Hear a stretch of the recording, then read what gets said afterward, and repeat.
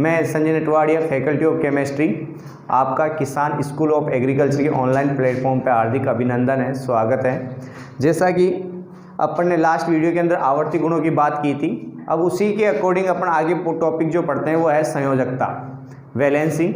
और अगर आपको अपनी स्टडी को रेगुलर रखना है तो स्टडी रेगुलर रखने के लिए आपके डिस्क्रिप्शन में एक लिंक दिया हुआ है, उस लिंक पे क्लिक कीजिए।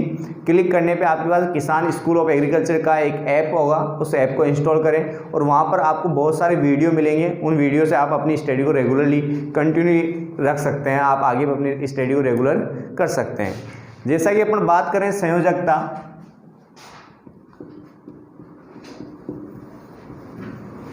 इसको वैलेंसी बोला जाता है।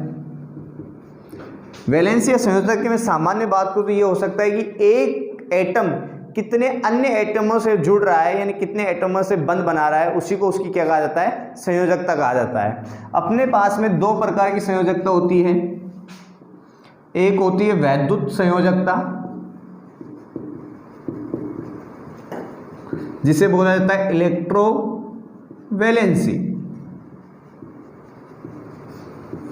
और एक होती है अपने पास में सहसंयोजकता, जिसको बोला जाता है कोवैलेंसी। इसमें जो अपने पास में वैद्युत संयोजकता होती है, ये किसी परमाणु द्वारा इलेक्ट्रॉन त्यागने या ग्रहण करने के कारण होती है। यानी कोई भी एटम है वो कितने इलेक्ट्रॉन त्याग कर या कितने इलेक्ट्रॉन ग्रहण करके बंध बना रहा है, उसी को अपन क्या कहते हैं, वैद्युत संयोजकता कहते हैं, इलेक्ट्रोवैलेंसी। और ये जो वैलेंसी है ये पाई जाती है अपने पास में आयनिक यौगिकों में, यानी कि कई बार ये क्वेश्चन पुटअप हो जाता है कि आयनिक यौगिकों में कौन सी संयोजकता पाई जाती है या वैद्युत संयोजकता कौन से यौगिकों का गुण है। तो आपको ध्यान में रखना है, वैद्युत संयोजकता जो है वो आयनिक यौगिकों का गुण होता है। इसमें क्या होता है कि जैसे फॉर एग्जाम्पल अपन बात करें, अपने पास में एक Na है यानी सोडियम, और एक अपने पास में ले लिया क्लोरीन। सोडियम के अगर अपन इलेक्ट्रॉन कॉन्फ़िगरेशन लिखे तो ये होगा 2s2 2p6 3s1, और क्लोरीन का लिखा जाए तो वो होता है 3s2 3p5। जैसे कि अपन जानते हैं एक अष्टक रूल होता है, ऑक्टेट नियम जो होता है, उस ऑक्टेट रूल के अकॉर्डिंग अगर बात करें अपन तो प्रत्येक परमाणु इलेक्ट्रॉन त्याग कर या ग्रहण करके अपने आउटर मोस्ट सेल में 8 इलेक्ट्रॉन्स को ऑक्यूप करने की कोशिश करता है, यानी 8 इलेक्ट्रॉन बनाए रखने की कोशिश करता है।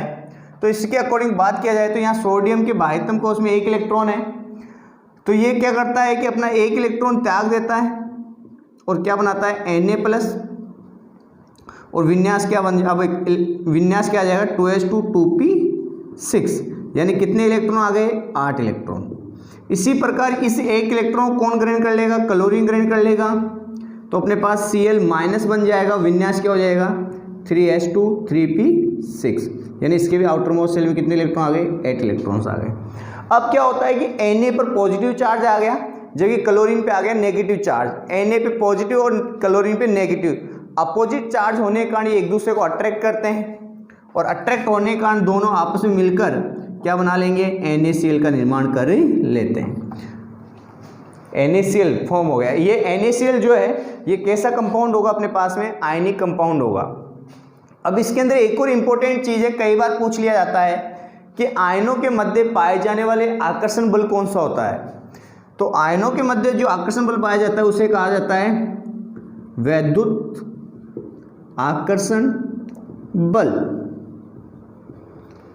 क्या नाम होता है उसका, वैद्युत आकर्षण बल। और ये कोई केमिकल बॉन्ड ना होकर या केमिकल फोर्स ना होकर ये एक फिजिकल फोर्स होता है, यानी भौतिकीय बल होता है। क्योंकि आवेश जो होते हैं ये आवेश एक भौतिकीय राशि है, और इनके मध्य आयनों के मध्य जो बल पाया जाता है उसके कहा जाता है वैद्युत आकर्षण बल, जो कि कैसा बल है, भौतिकीय आवेश है या भौतिकीय बल है। अगर ये बात की जाए तो ये परबल भी होता है, यानी ये कैसा बल होता है, परबल बल होता है।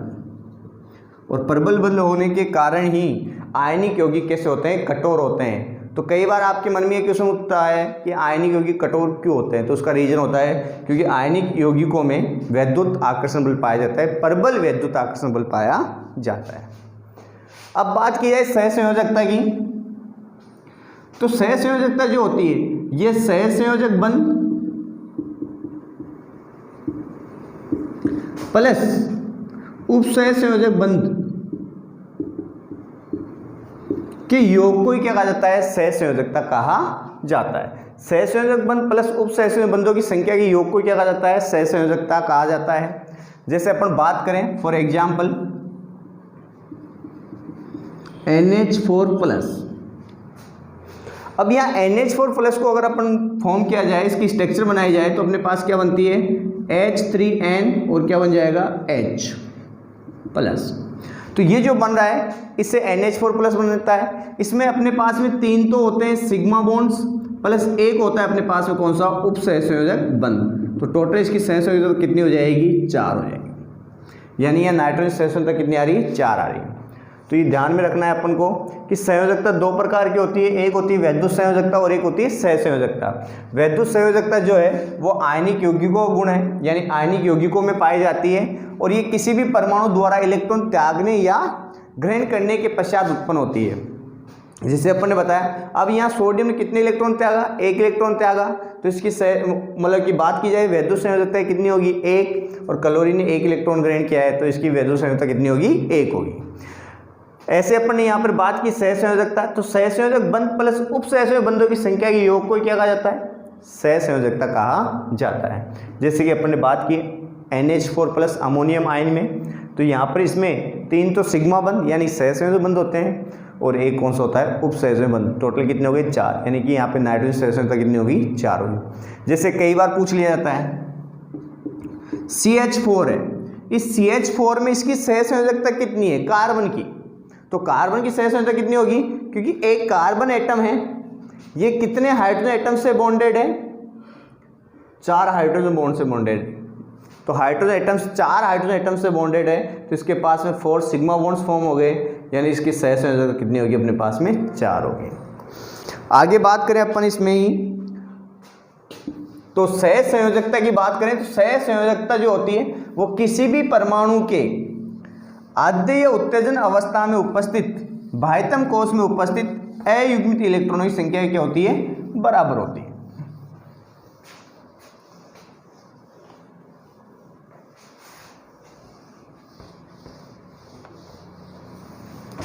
सहसंयोजकता की बात करें अपन, सहसंयोजकता यानी कोवैलेंसी, ये जो इक्वली होती है किसी भी परमाणु की आद्य या उत्तेजन अवस्था में बाह्यतम कोश में उपस्थित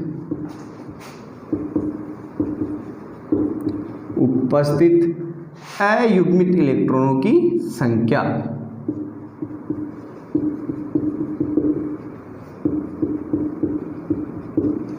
अयुग्मित इलेक्ट्रॉनों की संख्या को अपन क्या कहते हैं, सहसंयोजकता कहा जाता है।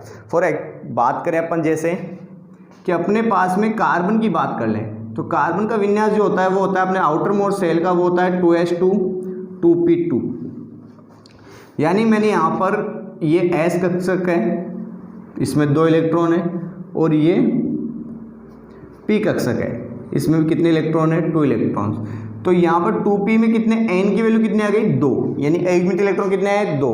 तो इसकी सहसंयोजकता कितनी होगी, 2 होगी।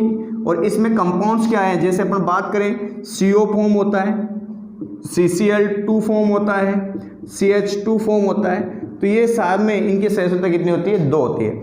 लेकिन ये आद्य अवस्था है इसकी, कौन सी अवस्था है, आद्य।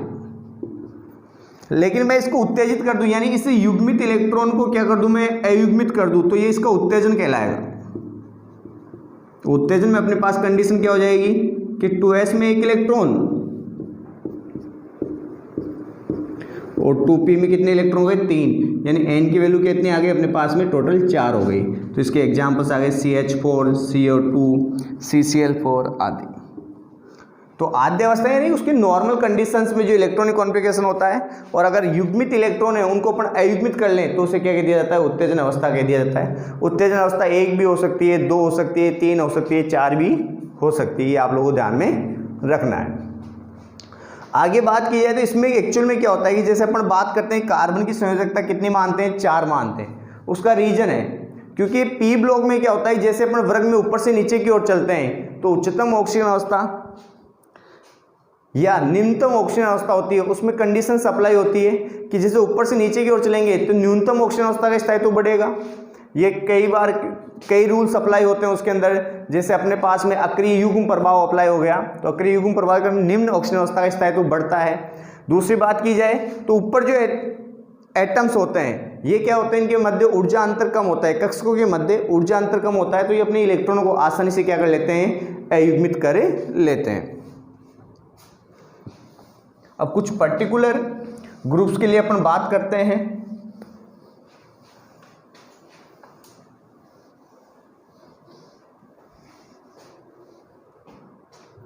जैसे अपन बात करें फर्स्ट ए के लिए तो उसकी संयोजकता 1 होती है। सेकंड ए की बात करें तो उसके लिए 2 होती है। थर्ड ए के लिए बात करें तो उसमें 2 पॉसिबिलिटीज है, 1 और 3। जैसे थेलियम है ये केवल 1 दर्शाता है क्योंकि अक्रिय युग्म प्रभाव के कारण, जबकि अन्य एलिमेंट्स क्या दर्शाते हैं, अपने पास में 3 दर्शाते हैं। ऐसे ही फोर्थ ए होगा, इसकी भी 2 पॉसिबल है, 2 और 4। जैसे लेड है वो केवल 2 दर्शाता है, बाकी अन्य सभी एलिमेंट्स कितने दर्शाते हैं, 4 दर्शाते हैं। इसके अलावा अगर बात करें अपन फिफ्थ ए में नाइट्रोजन वर्ग में तो इसमें भी 2 पॉसिबल है, 3 और 5। इसमें एक रीजन है कि नाइट्रोजन और बिस्मिथ ये 3 दर्शाते हैं मोस्टली, जबकि अन्य एलिमेंट्स कितनी दर्शाते हैं, 5। नाइट्रोजन के लिए अगर क्वेश्चन पूछा जाए कि नाइट्रोजन अपनी 3 ही संयोजकता दर्शाता है क्यों, तो उसका रीजन होता है क्योंकि इसके पास में रिक्त डी कक्षक अनुपस्थित होता है, और रिक्त डी कक्षक अनुपस्थित होने के कारण ये क्या करता है, अपने इलेक्ट्रॉनों को अयुग्मित नहीं कर पाता है। इसके अलावा बात करें 6A में तो इसमें 3 संयोजकता पॉसिबल है। ये 2 दर्शा सकते हैं, ये 4 दर्शा सकते हैं, और कितनी दर्शा सकते हैं, 6। और बात करें 7A में तो इनके लिए अपने पास में 4 पॉसिबल होती है, 1, 3, 5 और 7। और अगर 0 ग्रुप की बात करूं मैं तो इसकी संयोजकता कितनी होती है, 0 होती है, अतः इसको 0 ग्रुप के लिए आइडेंटिफाई किया जाता है। तो ये आप लोगों को ध्यान में रखना है। जैसे अपन बात करें इसके अंदर तो एग्जाम्पल होता है अपने पास, जैसे HCl आ गया या HClO आ गया, तो HClO के अंदर ऑक्सीजन अवस्था निकालनी होती है, तो ऑक्सीजन अवस्था कितनी निकल जाती है, इसकी +1 की आती है।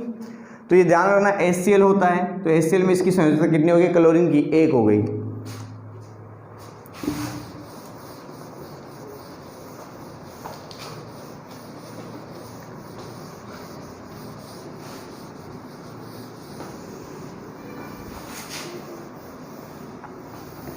जैसे अपन बात करते 7th A ग्रुप में कि अपन ने बात किया HClO की, तो HClO में कंडीशन क्या आती है, HO और क्या आती है, Cl। तो इसकी संयोजकता कितनी हो गई, अपने पास में 1 ही है क्योंकि क्लोरीन का 1 इलेक्ट्रॉन ही बॉन्ड फॉर्मेशन में पार्टिसिपेट कर रहा है। जैसे मैं बात करूं HClO2 तो HClO2 में इसकी संयोजकता कितनी हो जाएगी, 3। उसका रीजन है कि अपने पास HOCl डबल बॉन्ड O, क्योंकि अपने इसने क्या किया, क्लोरीन जो होता है उसका विन्यास होता है अपने पास 3s2 3p5, यानी कि यहां पर कंडीशन आ गई है 2 इलेक्ट्रॉन्स s में हो गए और 5 इलेक्ट्रॉन्स किस में हो गए,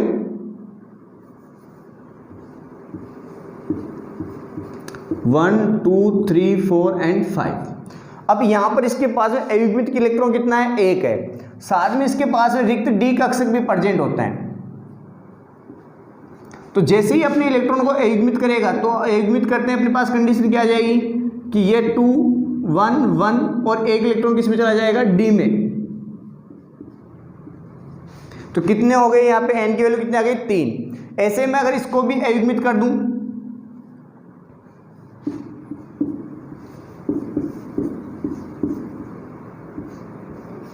तो अपने पास 1 2 3 2 इलेक्ट्रॉन्स क्या हो गए अपने पास में, एन की वैल्यू कितनी आ गई 5। जैसे मैंने बात की HClO3, यानी अपने पास क्या आ गया HOCl double bond O double bond O। ऐसे ही मैं इस S के इलेक्ट्रॉन को अगर अयुग्मित करता हूं तो मेरे पास कंडीशन क्या आ जाती है, 1 electron present in S, 3 electrons present in P and 3 electrons present in D। Total N values is equally to 7। तो अपने पास एग्जाम्पल हो गया HClO4, यानी HOCl double bond O double bond O double bond O। तो 2 2 4 2 6 और 1 कितनी हो गई 7। तो ये चीज़ आप लोगों को ध्यान में रखना है कि किसी भी अगर परमाणु है उसके पास में युग्मित इलेक्ट्रॉन है और रिक्त डी कक्षक या रिक्त कक्षक उपस्थित है तो अपनी संयोजकता क्या कर सकता है, विस्तार कर सकता है। इसे कहा जाता है सेज्विक रूल। क्या कहा जाता है, सेज्विक रूल।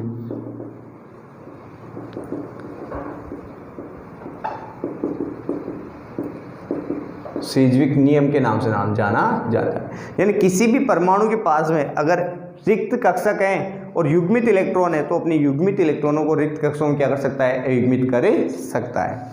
इसी प्रकार अपन बात करें ऑक्सीजन अवस्था की,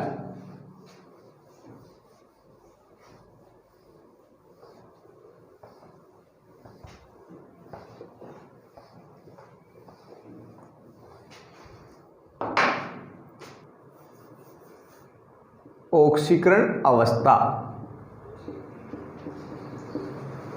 पहली बात तो मैं यहां से क्लियर कर देना चाहता हूं, इसको अवस्था बोलो चाहे संख्या बोलो चाहे अंक बोलो, एक ही बात है। ऑक्सीजन अवस्था, संख्या या अंक। तो ये ध्यान रखना है। ऑक्सीडेशन नंबर, ये ध्यान रखना है, ऑक्सीडेशन नंबर। अब यहाँ पर जो कंडीशन आती है अपने पास में ऑक्सीजन अवस्था, लगभग संयोजकता ऑक्सीजन अवस्था सेम है। ध्यान रखना है डिफरेंस क्या होता है।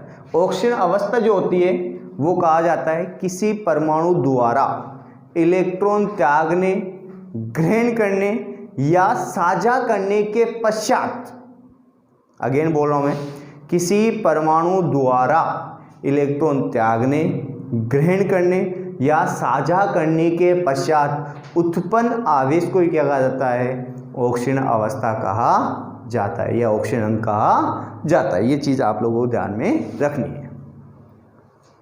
तो ये चीज़ आप लोगों को ध्यान में रखनी है। कुछ भी डिफरेंस नहीं है, सेम रहेगी। जैसी संयोजकता होती है वैसे ही क्या होती है, ऑक्सीजन अवस्था होती है। अब यहाँ से दो चीज़ तो मैं क्लियर कर देना चाहता हूँ। पहली बात तो मैक्सिमम यानी कि अधिकतम oxidation number in periodic table, यानी कि आवर्त सारणी में सर्वाधिक ऑक्सीकरण अवस्था, सर्वाधिक ऑक्सीकरण अवस्था किसकी होती है, ये क्वेश्चन आता है, ये ध्यान में रखना है। आवर्त सारणी में सर्वाधिक ऑक्सीजन अवस्था किसकी होती है और कितनी होती है, तो ऑक्सीजन अवस्था है +8। अधिकतम ऑक्सीजन अवस्था कितनी है, +8। और वो किसकी होती है, ऑस्मियम और रुथेनियम, ओस्मियम और रुथेनियम, दोनों से कोई सा भी एक ऑप्शन में होगा। अधिकतम ऑक्सीजन अवस्था किसकी होती है, तो ध्यान रखना ओस्मियम या रुथेनियम होती है। अब बात करते हैं, जैसे मैंने पहले कहा था कि जो संयोजकता होगी वही ऑक्सीजन अवस्था होगी, सिर्फ उसके आगे क्या आ जाएगा, आवेश आ जाएगा।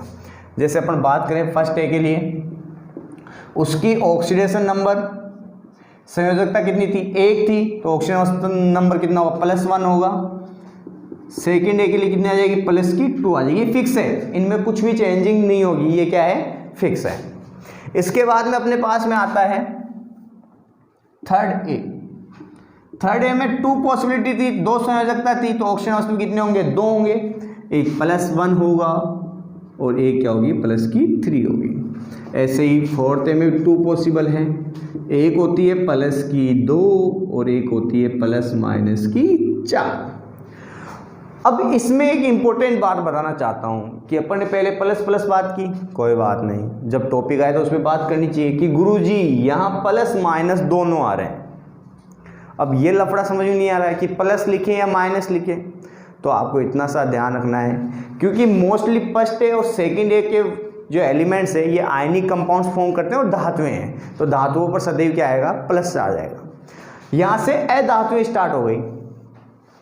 अधातुओं में प्लस भी आ सकता है और माइनस भी। उसका रीजन बताता हूँ कि मोस्टली अधातु मिलकर बंध बनाती है सहसंयोजक, और जब भी सहसंयोजक बंध बनेगा तो उसमें पता है आपको क्या अप्लाई होगी, विद्युत ऋणता। और विद्युत ऋणता में मैंने कहा था एक सापेक्ष मान है, एक ही परमाणु की दूसरे परमाणु के साथ विद्युत ऋणता कम भी हो सकती है, और अगर वही परमाणु और किसी बंध बनाए तो उसकी ज़्यादा भी हो सकती है। तो जब केंद्रीय परमाणु पर कम विद्युत ऋणी है तो उसमें प्लस आएगा, और जब केंद्रीय परमाणु अधिक विद्युत ऋणी है दूसरे पार्श्व परमाणु की तुलना में तो उसमें क्या आ जाएगा, ऋणावेश आ जाएगा। ये आप लोगों को ध्यान में रखना है। इसके बाद में फिफ्थ आता है नाइट्रोजन वर्ग, जिसको निकोजन कहा जाता है। निकोजन, नाइट्रोजन वर्ग। निकोजन की बात करें, इसमें भी दो पॉसिबिलिटी थी, प्लस माइनस की 3 होती है और एक क्या होती है, प्लस की 5 होती है। ये कौन दर्शाता है, नाइट्रोजन। अब देखो नाइट्रोजन को मैं लेकर ही समझाता हूं, या कार्बन को लेकर समझ जाते हैं। कार्बन के दो कंपाउंड से एक है CH4, दो कंपाउंड से एक है CH4 और एक कंपाउंड है CCl4। यहां हाइड्रोजन की विद्युत ऋणता होती है 2.1 और कार्बन की होती है 2.5। तो यह कार्बन विद्युत ऋणता क्या है, पार्श्व एलिमेंट्स की तुलना में ज़्यादा है, तो कार्बन पे चार्ज आता है माइनस, और कितने बंध बना रहा है, 4, यानी कि कितना आ जाएगा, माइनस का 4 आ जाएगा। यहां बात करें तो क्लोरीन की विद्युत ऋणता कितनी हो गई, 3.0, और कार्बन की कितनी है, 2.5।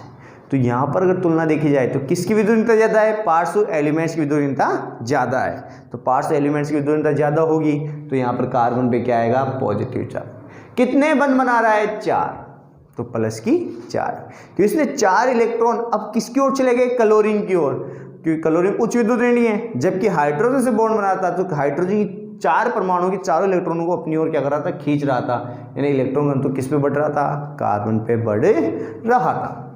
इसके अलावा अपन बात करें 6a वर्ग की, तो इसमें वही 3 संयोजकता होती है, तो 3 ही अपने पास में क्या होगी, ऑक्सीजन अवस्था होगी। कौन कौन सी, एक प्लस माइनस की 2, एक प्लस 4 और एक होगी प्लस की 6। यहां मैं आपको क्लियर करता हूं, कई बार JET, ICAR, BHU, NEET, IIT के अलावा अपने जो छोटे मोटे कंपटीशन एग्जाम होते हैं उनमें भी ये कई बार क्वेश्चन पूछा गया है। जैसे अपन बात करें ऑक्सीजन को लेता हूं मैं, ऑक्सीजन के 2 कंपाउंड्स बात करते हैं, एक होता है H2O और एक होता है OF2। अब क्या करते हैं कि लोग ये कहते हैं कि ऑक्सीजन पे ऋणावेश आता है, ऋणावेश आता है, ऋणावेश आता है, लेकिन इन दोनों में कंडीशन अलग है। जब हाइड्रोजन आ रहा है तो विद्युत ऋणता हाइड्रोजन की ऑक्सीजन से क्या है, कम है, तो ऑक्सीजन पे क्या आएगा, ऋणावेश। कितने बंध बना रहा है, कितने एटम जुड़े हुए हैं एकल बंध से, 2, तो माइनस का 2 आ गया। लेकिन यहाँ कौन जुड़ गया, फ्लोरीन, और फ्लोरीन की ऑक्सीजन अवस्था आवर्त सारणी में सबसे अधिक होती है। जब आवर्त सारणी सबसे अधिक होगी तो इस पे ऑक्सीजन पे क्या आ जाएगा, पॉजिटिव चार्ज, और कितने, 2, तो क्या आ जाएगा, प्लस की 2। यानी ऑक्सीजन सदैव माइनस ही नहीं दर्शाता, प्लस भी दर्शाता है। इसके अलावा बात करें अगर अदर कंपाउंड्स की, जैसे अपन ने बात करें SO2 और क्या हो गया SO3, तो इसमें सल्फर की ऑक्सीजन अवस्था कितनी होगी, प्लस की 6, यहाँ कितनी होगी, प्लस की 4, यहाँ कितनी होगी, प्लस की 2 हो गई। इसके अलावा अगर बात करें 7th A ग्रुप की, तो 7th A ग्रुप में अपने पास में पॉसिबल है 4 ऑक्सीजन अवस्थाएं, प्लस की, माइनस की 1, प्लस की 3, प्लस की 5 और प्लस की 7। फ्लोरीन सदैव -1 दर्शाता है, ये चीज़ आपको ध्यान में रखना है। फ्लोरीन की ऑक्सीजन अवस्था सदैव कितनी होगी, माइनस की 1, ये आप लोगों को ध्यान में रखना है। इसके अलावा मैंने अभी एग्जाम्पल लिया था, वो एग्जाम्पल वापस ले लेता हूँ, HClO, HClO2, HClO3 और HClO4। यहाँ क्लोरीन की ऑक्सीजन अवस्था आएगी प्लस की 1, क्योंकि ऑक्सीजन जुड़ा हुआ है, यहाँ प्लस की 3 है, यहाँ प्लस की 5 है, यहाँ प्लस की 7 है।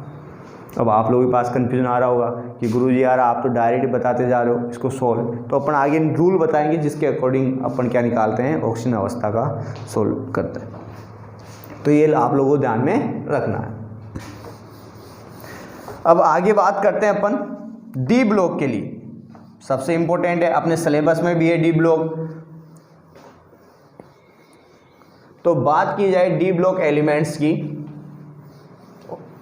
किस संयोजकता में ऑक्सीजन अवस्था की बात करेंगे।